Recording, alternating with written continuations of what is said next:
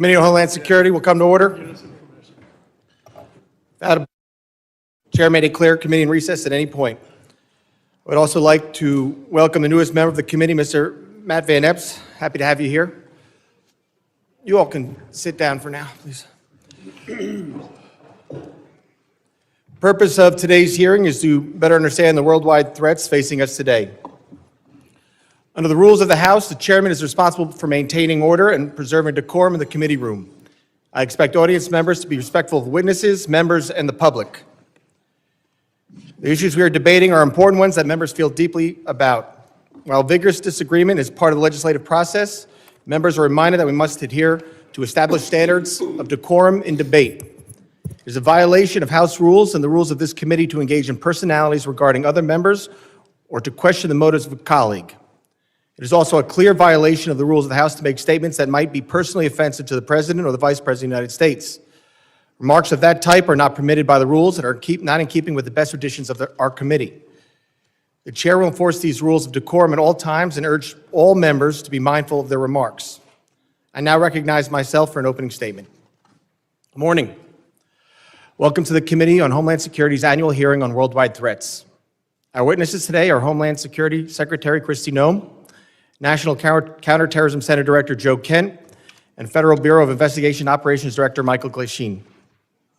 I appreciate your willingness to testify and address the threats America faces every day at home and abroad.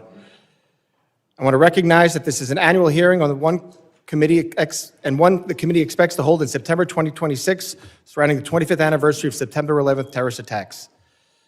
This year, we made numerous accommodations considering the record-long Democrat shutdown and your busy schedules.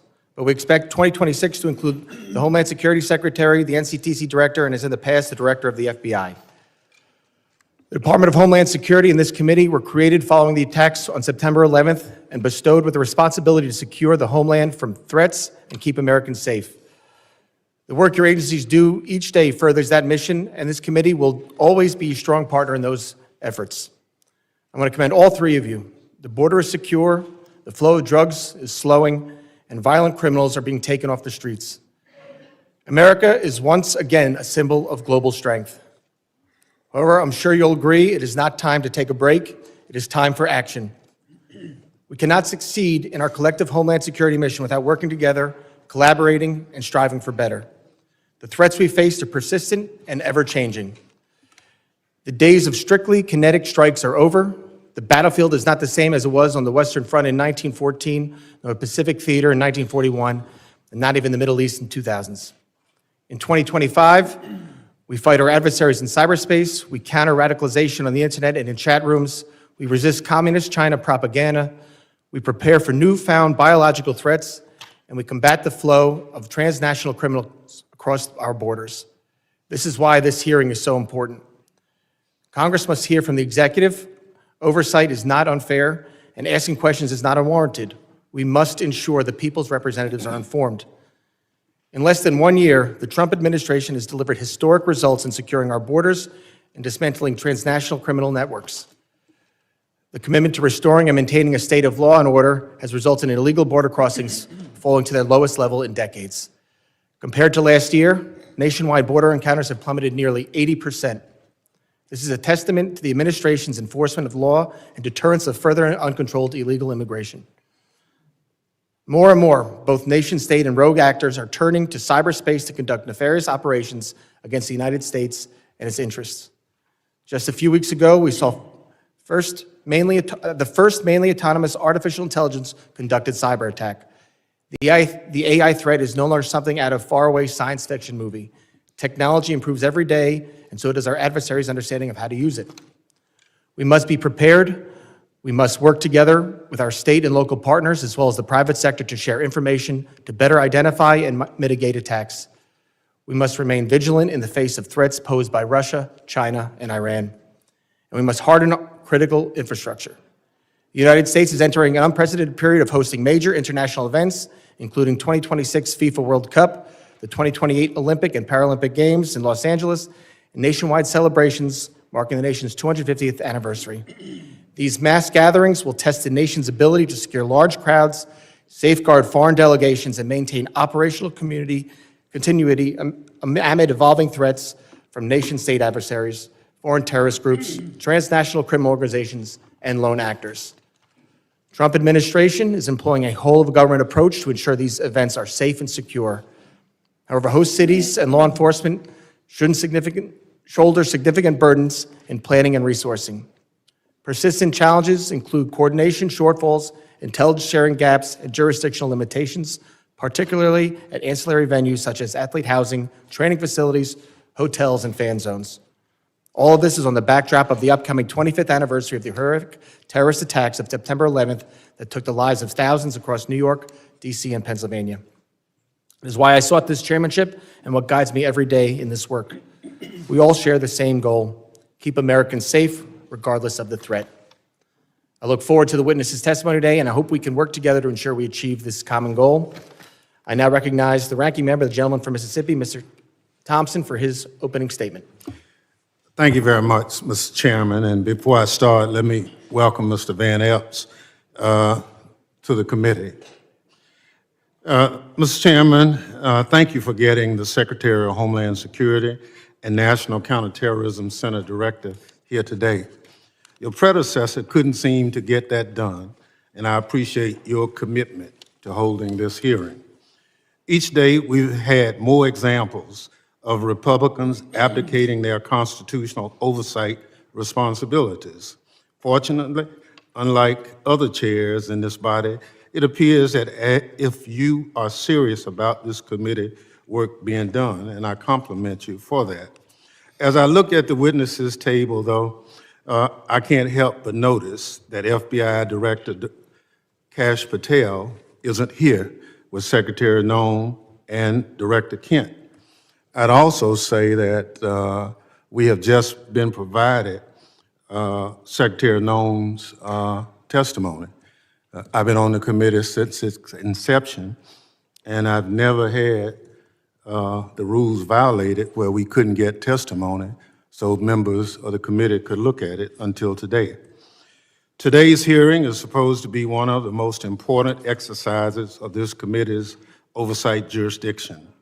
Each year, we hear from the Secretary of Homeland Security, the Director of National Counterterrorism Center, and the Director of the Federal Bureau of Investigation, who is nowhere to be seen today. Maybe Director Patel is too busy spending taxpayers' dollars flying to his girlfriend's concert on the FBI's jet to answer questions from Congress. Maybe the FBI director isn't here because he's afraid of scrutiny from Democrats who want to know what the FBI is doing to keep America safe. Or maybe Director Patel knows that the Trump administration itself is a threat to Homeland Security and want to hide from public accountability.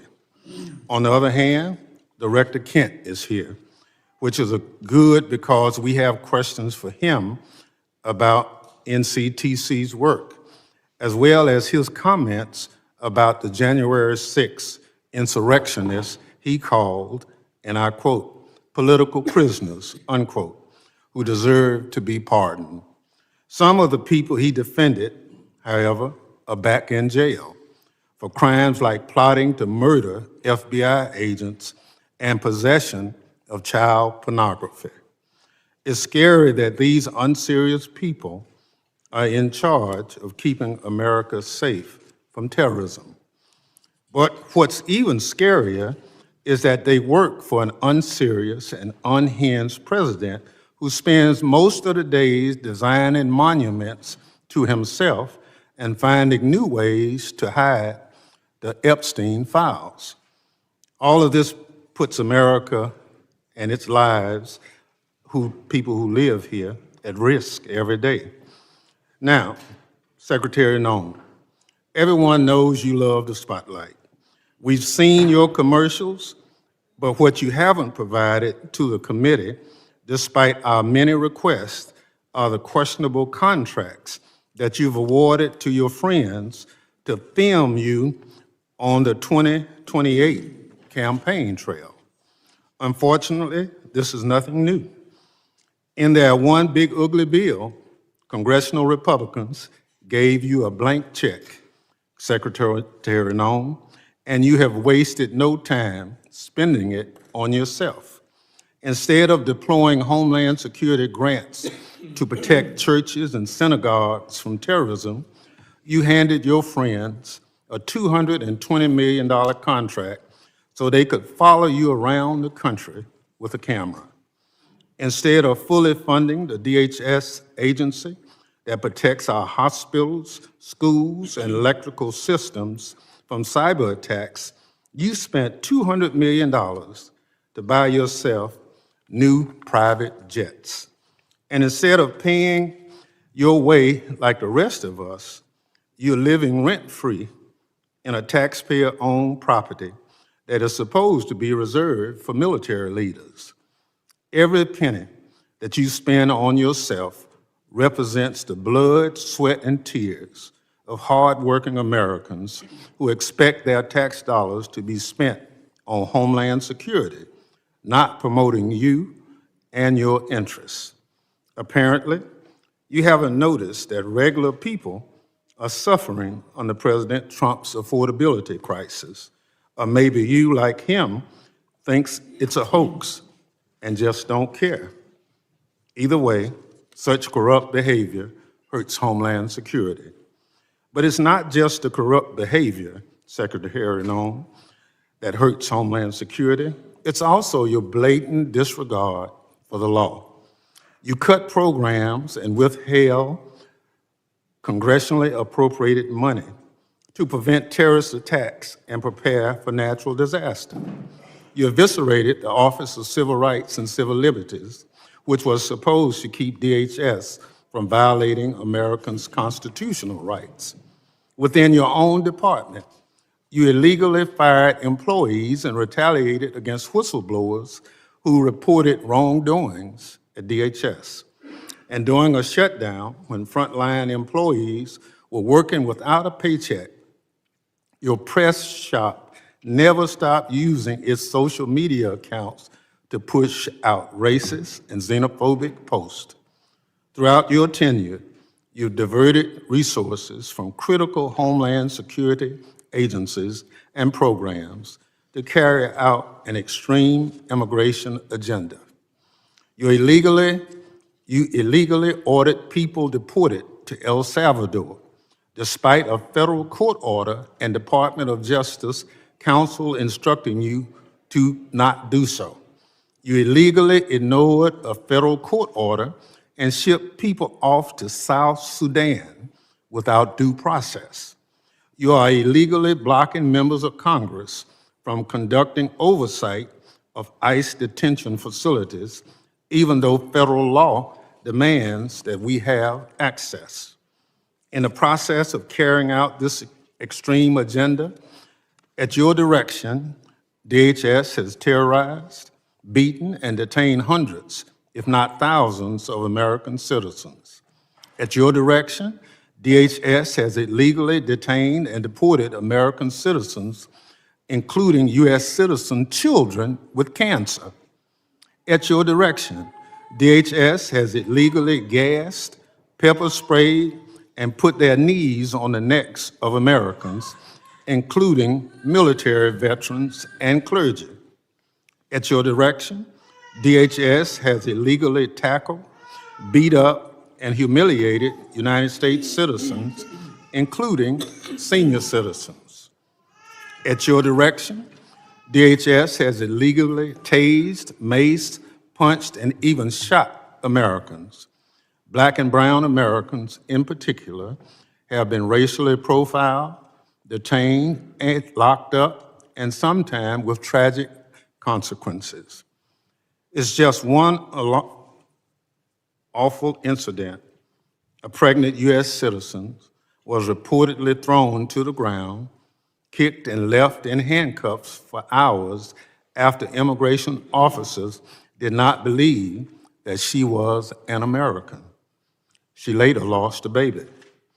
You cannot enforce the law by breaking the law, Secretary Noem. That's not how justice works. It's not right, and it's un-American.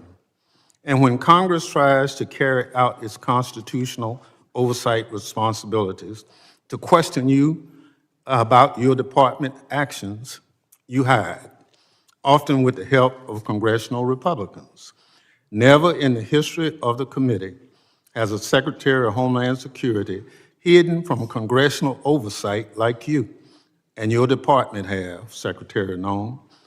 Our oversight letters to you go unanswered. You owe us by extending the millions of Americans who sent us to Congress as their representatives a response to over a dozen letters. Your predecessor came before this committee regularly under administrations of both parties, but under President Trump, you and other department officials have rarely shown their faces at committee hearings. In the first year of President Biden's term, his administration made 28 appearances before this committee. 28. Under President Trump, DHS officials have appeared only 3 hearings before this committee, just 3. You, Secretary Noem, have appeared before this committee just twice. That's fewer appearances than your predecessor, Secretary Alejandro Mayorkas, who Republicans lambasted for not coming before the committee more often. It's interesting how my colleagues on the other side are now. Secretary Noem, I'll give you one thing. You showed up today rather than throwing a civil servant under the bus like Director Patel did. But you have systematically dismantled the Department of Homeland Security, put your own interests above the department, and violated the law. You are making America less safe. So rather than sitting here and wasting your time and ours with more corruption, lies, and lawlessness, I call on you to resign. Do a real service to the country and just resign. That is, if President Trump doesn't fire you first. I yield back. Gentleman yields back. Other members of the committee are reminded that opening statements may be submitted for the record. I'm pleased to have a highly distinguished panel of witnesses before us today. Pursuant to Committee Rule 8C, I ask that the witnesses please rise and raise their right hand.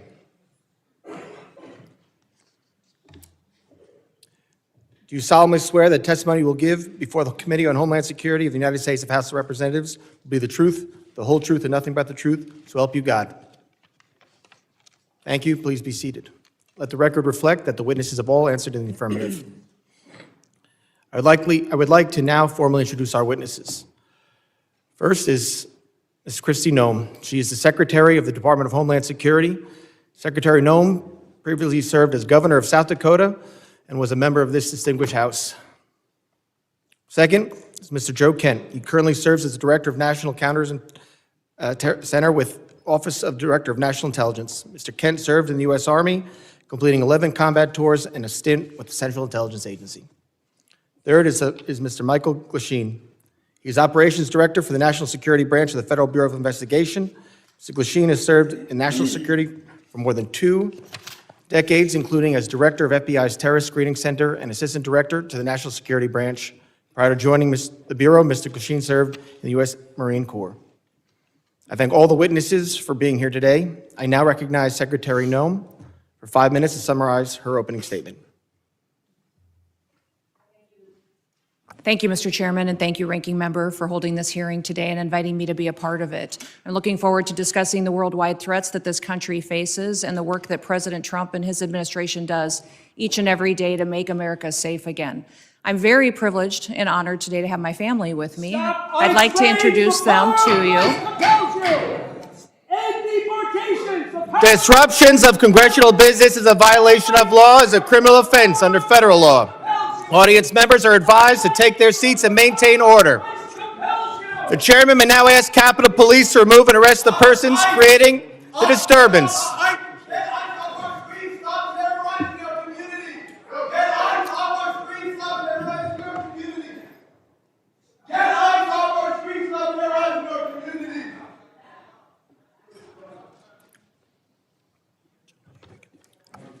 Secretary may continue. Chairman, I'll continue. Today with me, I have my husband, Brian, who's with me, and also two of my children. My oldest daughter, Cassidy, and her husband, Kyle, are sitting here in the front row. And then my middle child, Kennedy, and her husband, Tanner, and that was my grandbaby, Noah, that was crying a little bit during the ranking member's comments. I don't think she agreed with him. I don't have my son with me or three of my grandchildren, but I'm very blessed that I have a wonderful family who is here and loves this country and is grateful for the work that we get to do as a family each and every day. We also have the blessing of having some angel families with us as well. They are here in the audience, and I'm so grateful for them for being willing to come here and be strong. It's hard to lose someone that you dearly love to illegal criminal activity, to people who never should have been in our country to begin with, and to lose those loved ones to drug overdoses that get perpetuated by the terrorist organizations that filter them into our country that President Trump works so hard to stop. So I'm grateful that they're here and that they are telling their story. Under President Biden, he closed the office in the Department of Homeland Security that serviced these families. He closed it because he didn't want them to speak. He didn't want them to have support or services. And President Trump reopened the Voices office so that they can get services, so they can hear about the cases of the individuals who killed their family members, and they can get the kind of help that they need to get through the tragic grief that they've experienced. So I want to thank them for being here and continue to pray for them. I want to thank you for the opportunity to be in front of you today to discuss the wide range of threats that the Department of Homeland Security is working on to protect us from here at home and also around the world. Just 2 weeks ago, the day before Thanksgiving, a terrorist shot two of our National Guardsmen in Washington, D.C., killing Sarah Beckstrom dead, and Staff Sergeant Andrew Wolf is still fighting for his life. Fortunately, we've had some really good news about Andrew recently, and he had the opportunity to stand up and is a miracle, and we're so grateful for his family for being so strong. We continue to lift him up and pray he has a full recovery. The terrorist who shot them was an Afghan national who entered the United States under Operation Allies Welcome. The same week, we arrested another Afghan national who came in under the same program. He was planning to carry out a bombing in Fort Worth, Texas. And just last week, just miles away in Washington, D.C., we arrested another Afghan national who also came in under Operation Allies Welcome. That individual provided support to the Islamic State of Iraq and ISIS-K and weapons to his father, who was a commander of a militia group in Afghanistan. Those are only a handful of the challenges that we face and the threats that the Department of Homeland Security stands against every single day.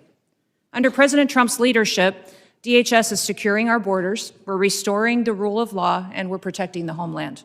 DHS is eradicating transnational organized crime and the stopping of deadly drugs from continuing to be funneled into our communities. We're ending illegal immigration, returning sanity back to our immigration system, and we're defending against cyber attacks against our critical infrastructure. We have sent a strong message to criminal illegal aliens that we will find you, we will arrest you, and we will deport you. Our message has resonated to over 1.5 million illegal aliens who have gone home on their own voluntarily. At the same time, we as a country are still dealing with the mistakes, the errors, and the willful disregard of the last administration. For 4 years, the Biden administration allowed millions of people to come into our country illegally. Millions more in our country were exploited and were brought in under parole programs without even basic vetting.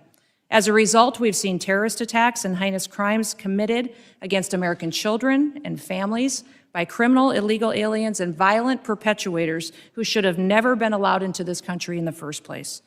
Transnational organized crime groups, including Mexico's Sinaloa, New Generation Jalisco, and other drug cartels, they cause chaos and they harm American interests.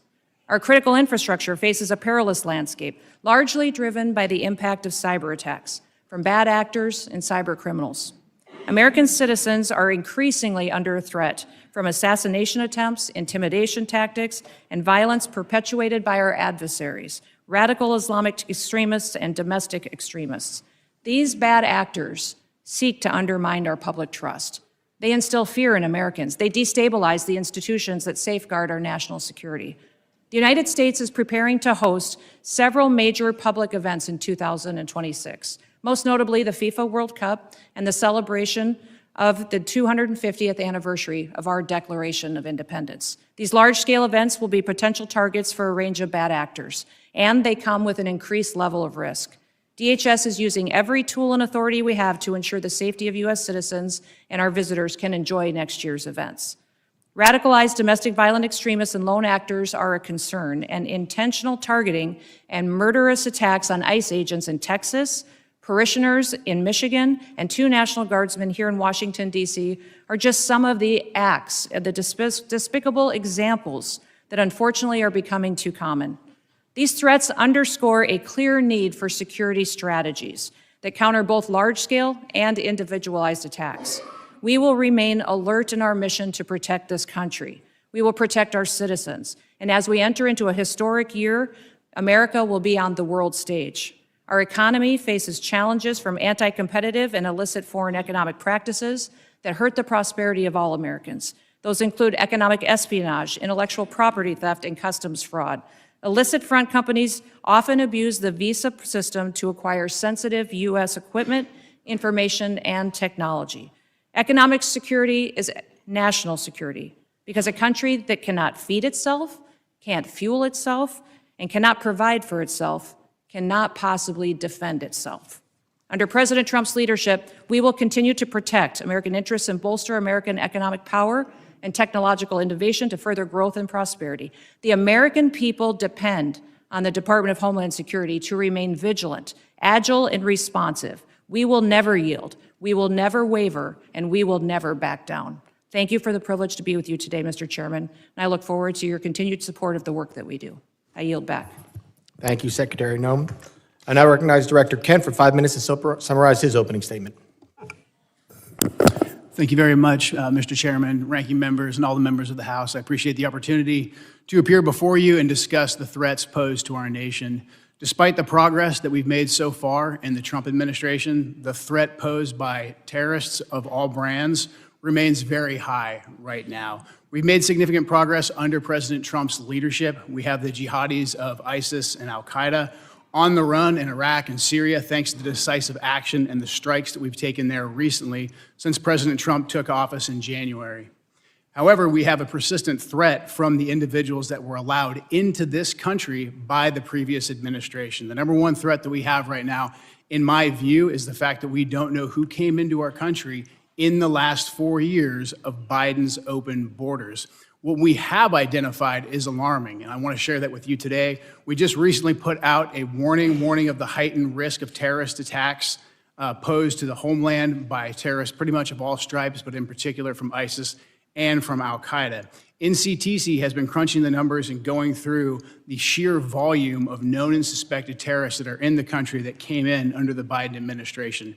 So far, NCTC has identified around 18,000 known and suspected terrorists that the Biden administration let come into our country. These are individuals who, under normal circumstances, would never be allowed to enter our country because of their ties to jihadi groups like ISIS and al-Qaeda. Yet the Biden administration not only let them into the country, and in many cases facilitated their entry into the country, just like the entry of the Afghan terrorists who committed the terrorist attack here just before Thanksgiving, killing one of our National Guard members and wounding another. That Afghan was brought into the country as a group of over 100,000 Afghans who were brought here during the disastrous withdrawal from Afghanistan.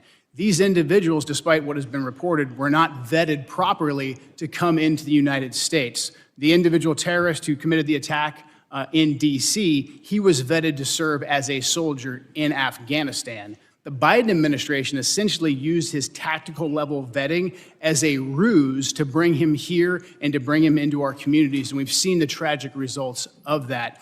Now, that Afghan, that attacker, that terrorist, is just one of 88,000. We've identified 2,000 of that group of 88,000 who have ties to terrorist organizations. We're working right now, hand in hand with DHS and with the FBI, to run down this 2,000, the Afghans who came here under Allies Welcome, who have ties to terrorist organizations, and additionally, the other 16,000 individuals with ties to terrorist organizations that Biden let into our country. That is probably the top terrorist threat that we face right now, and that doesn't include the individuals who came here illegally through the open border. That number, alarmingly, remains unknown at this time. We're trying to figure out who those individuals are as well. Also, adding to this elevated threat, we have ISIS and al-Qaeda that have found sanctuary in places like Afghanistan and Syria due to the transitional nature of those governments, and also, again, in Iraq and some of the hinterlands of Iraq. And these terrorists are able to communicate and spread their propaganda and a lot of their know-how thanks to the proliferation of encrypted apps and also due to just the internet writ large. The new terrorist tactic that we're seeing more and more is moving away from very deliberate cellular attacks that we can infiltrate easily while they communicate into an inspirational methodology where you have key members putting out media and putting out how-to guides to reach out and to touch individuals inside the United States. We recently disrupted one of those attacks just before Halloween, thanks to the work of the FBI with support from really the entire U.S. intelligence community and the Joint Terrorism Task Force model in Michigan. That plot touched multiple states and had ties to ISIS inside Iraq and Syria. Another issue that we are addressing right now, thanks to the decisive leadership of President Trump, is the scourge of fentanyl, gang, and cartel violence. Under President Trump's leadership, we've designated these cartels and gangs as terrorist organizations, and we've done that rightfully so. These individuals, these terrorists, have killed hundreds of thousands of Americans, as these angel families will tell you firsthand. What President Trump has done by designating them as terrorists has allowed us to turn the tools of the intelligence community against them and predominantly watch list them as terrorists to prevent them from ever coming into America in the first place.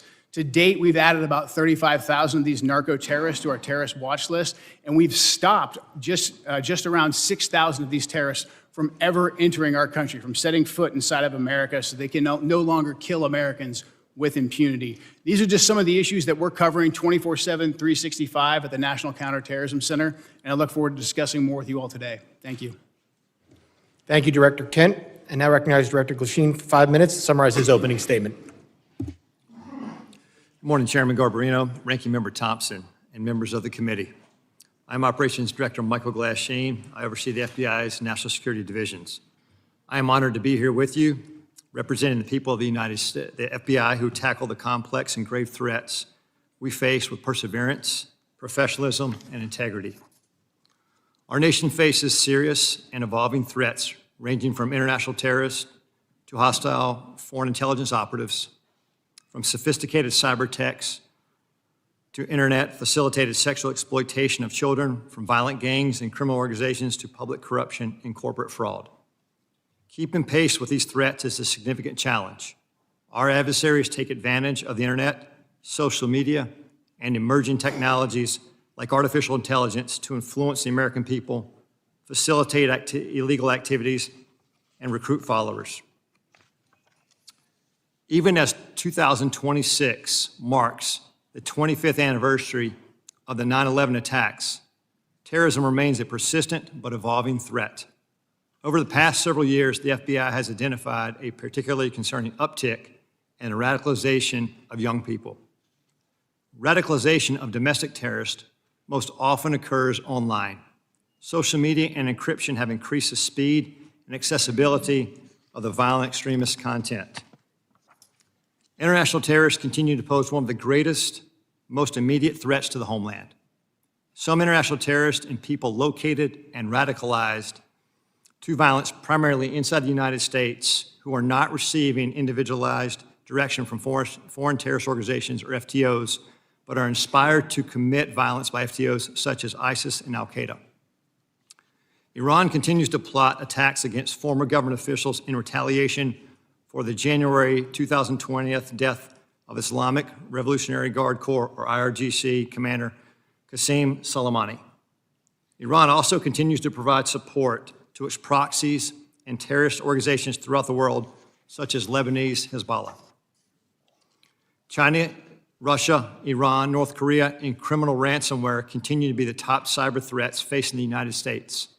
And there's no clear line where cyber criminal activity ends and nation-state activity begins.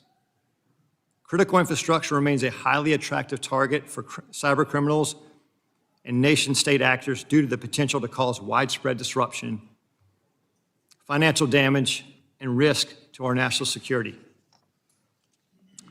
The United States faces foreign intelligence threats as nations such as the People's Republic of China, Russia, and Iran become more aggressive and capable than ever. The PRC has deliberately created an environment that abuses global interconnectedness and encourages intellectual property acquisition using human intelligence officers, corrupt corporate insiders, foreign direct investment, and cyber intrusions. Russia continues to seek and acquire U.S. technologies to help rebuild its defense industrial base, relying on complex procurement networks to evade U.S. export controls and sanctions.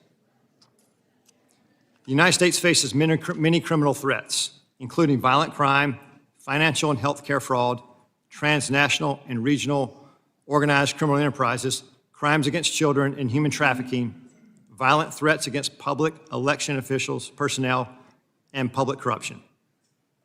Currently, the FBI-led task forces are staffed with over 9,000 federal, state, local, tribal, and territorial partners. Many of these task forces are focused on cartels, violent crime, drug trafficking, child exploitation, and human trafficking across our nation's communities. The FBI has and continues to establish strong capabilities to assess the threats, share intelligence, and leverage key technologies. We recruit the best to serve as special agents, intelligence analysts, and professional staff. Our leadership team views change and transformation as a positive tool for keeping the FBI focused on the gravest threats facing our nation. Over the past few months, we started the process to relocate hundreds of positions from the National Capital Region out to field offices across the country. This enhancement to field resources increases our investigative capacity across our 56 field offices and enhances the FBI's commitment to addressing violent crime, gangs, drugs, counterintelligence, and terrorism threats. Our fellow citizens look to us to protect the homeland from these threats. And every day, the men and women of the FBI continue to meet and exceed these expectations. I'm proud to represent them in testimony today, and I welcome your questions.